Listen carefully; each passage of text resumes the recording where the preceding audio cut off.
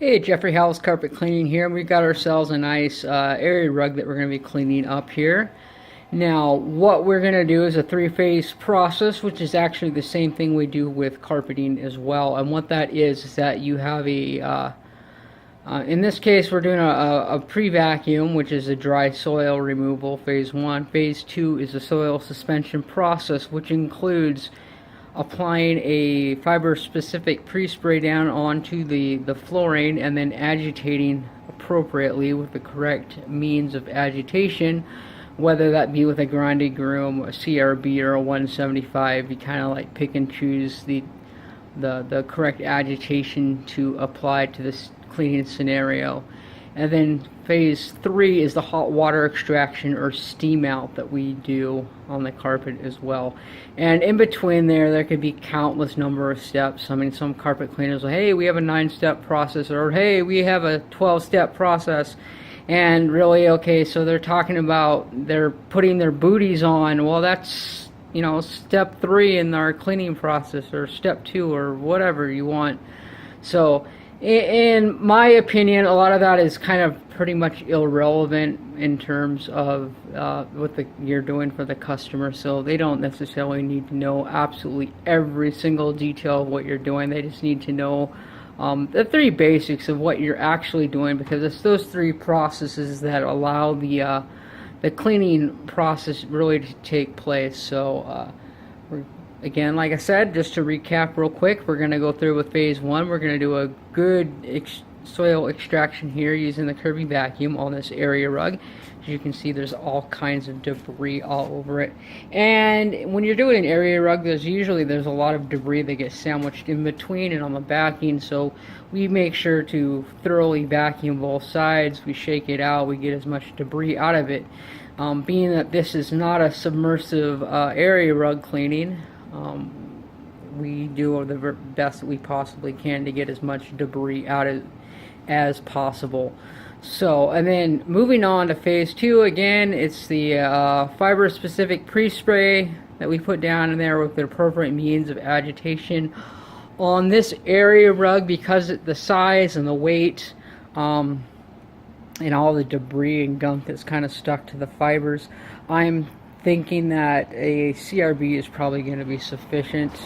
I don't know if I would use a 175. I might use a 175 using a white or a beige pad, but typically I use a 175 using a red or a gray for, like, you know, commercial glue down style carpeting. So that kind of goes out of scope of what we're doing here, but anyways, that's why I would choose to use a CRB in this case. And then phase 3 being the hot water extraction truck mounted steam cleaning that we're going to do in here to get rinse the carpet fibers and everything thoroughly clean. And then we extract both the bottom and the top just to make sure that they are as thoroughly cleaned all the way through the area rug as we possibly can. Now, as far as doing a fiber ID on this, there is no label on the back side of this area rug, but I know that I did one of these earlier today at the customer's home. It was maybe about this size, I'm not sure, but it was 100% polypropylene, so it was all recycled plastic. So you just need to use a good chemical to break down that water tension there for you. And that's what I'm assuming that this is, because the customer said that he didn't know what the fibers were, but it was a cheaper area rug, you know, so it wasn't very expensive. And this does have the same feel and texture as the one that I cleaned earlier today that was 100% polypropylene, and that was like a Turkish made area rug. So I'm guessing that from Costco or a place like that, you're probably getting a similar rug, like a Turkish made polypropylene or something like that. If it was wool or a natural fiber, you would definitely know it, just because you would have paid a lot of money for it. And if you don't remember paying a lot of money for it, it's probably not a very high, or I should say, it's probably a synthetic rug as well, because you would feel it from the pocketbook if you were doing with dealing with wool or cotton in that case. So we're going to go ahead and we're going to get as much debris out of this rug as possible. Okay, before we get going here, I think it's important to note that a good vacuum, you need good airflow in the vacuum to be able to create those little mini vibrations and earthquakes on the rug or carpeting or what have you, and then be able to have enough airflow to create that vacuum to suck that stuff up off the floor. So the proper spot that a vacuum is supposed to be at, if you have a height adjustment on your vacuum cleaner, is to turn it on. You know, first of all, set it in the highest most position, turn it on, and begin clicking it down until you hear that beater bar make contact on the flooring. And then you click it down one more, and that is pretty much your sweet spot that is going to allow a sufficient amount of airflow to get under your vacuum and to be able to pick all that debris up out of the carpeting.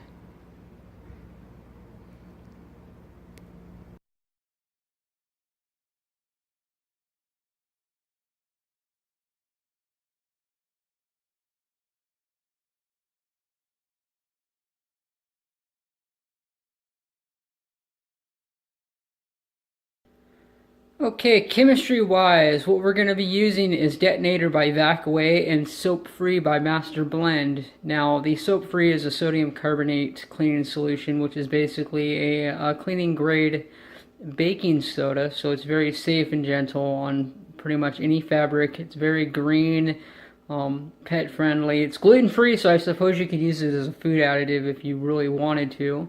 The Detonator is a peroxide by Vac-Away. It is actually designed to be put into their cleaning product, but it's pure peroxide. I believe it's around 20% or so. So we mix these two together, and they have a very good cleaning capability. When combined together, they neutralize, sanitize, deodorize, and all that good stuff. Excellent combo for combating urine and all kinds of nasties that might be in the carpeting as well. So as far as food and stuff goes, that's usually on area rugs, because in the dining room or something, this does a very good job at breaking that food that's attached to carpet fibers and rugs, and breaks them off so that they can be steam cleaned away. Alright, so now I am ready to begin part A of the soil suspension process using our multi-sprayer and a fabric appropriate cleaning solution. We're going to go ahead, we're going to generously apply it to all of the fibers here on the entire carpeting. As you can see, that there's a lot of like food and stuff kind of caked to the carpet. So once we move over to part B of the cleaning process, we're going to be using this scrubber. This is a CRB. Sometimes I call it the magic eraser because it does a really good job. You can see those long tooth combs on the nylon brushes on the underside there. There's actually two of them, and they're counter rotating away from each other, so they're lifting and picking up debris from the carpeting. So if there is any matted hair, let's say you have a pet or something, it will pull that matted hair out. It'll pull lint and all that hard debris that gets stuck like Velcro to the fibers and won't even come out with a vacuum cleaner. That machine will lift it out, as well as dispersing our pre-spray solution that we're putting down all over the carpeting, and it will loosen all that food and break it off. So yeah, so we're going to go ahead, apply that, and then we will run our magic eraser over it.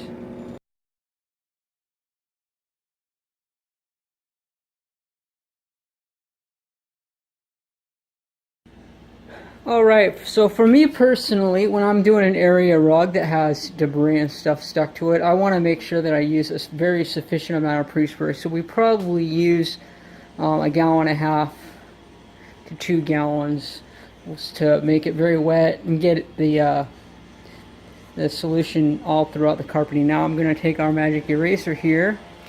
Basically all we do is we push this little button here and pull the handlebars down. And it engages the machine, and you can hear it running. So I'm just going to take this like so and just broom over all of the carpeting. And basically what that'll do, let me see if I can show you an example. You see that debris and stuff down there. I'm going to run this CRB over it a couple times, you can see it broke it up and just kind of removed it from the carpet. So that's what that tray is for on the back. It's a collection reservoir, so it picks stuff up off the carpets and throws it in the back. So we'll take a look at that when we're done and see how much debris it was able to actually pick up and lift from the rug. Alright, so having run the CRB over the area rug here, you might be wondering what kind of debris that it actually picks up off the carpeting. And it's just lint and hair crud that it pretty much picks up. So we were able to pull that off all the carpeting fibers here. As you can look at the rug, it pulled up all the little matted food and everything. So all that's up. So now it's going to sit and dwell as we get our truck fired up and ready to go. We'll give it a steam out and it'll look absolutely beautiful once again. Alright, I'm going to have to talk over the truck mount, but anyways, it's fired up and going. We are ready for the steam out.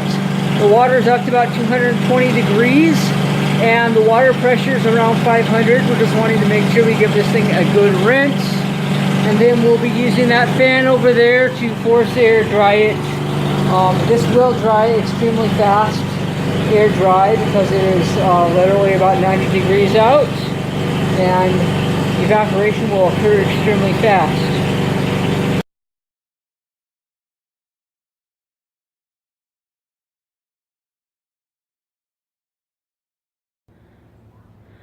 Okay, I've gone over this area rug in multiple directions to get as much of the debris and nasties out of here. Now it looks to me like I've got every single little chunk that was on here off of here, so it looks very vibrant. The colors are popping out and it looks absolutely awesome. I'm happy with the way this turned out.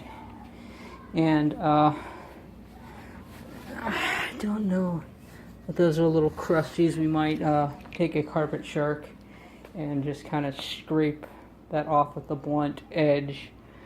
Might be what those are, I'm not sure. But I'm just going to let it air dry for right now. 'Cause I don't believe it was enough, doesn't feel like it was enough to get underneath it or to go all the way through. Which I wasn't really wanting to do anyways. With the last 9x13 rug I did of this size, it didn't penetrate through the backing either, so I have a feeling that it probably didn't go all the way through, but we're going to just let it dry and then we'll check it and see if we need to put any forced air to help it dry any quicker. But as of right now, I think this will do just fine sitting here.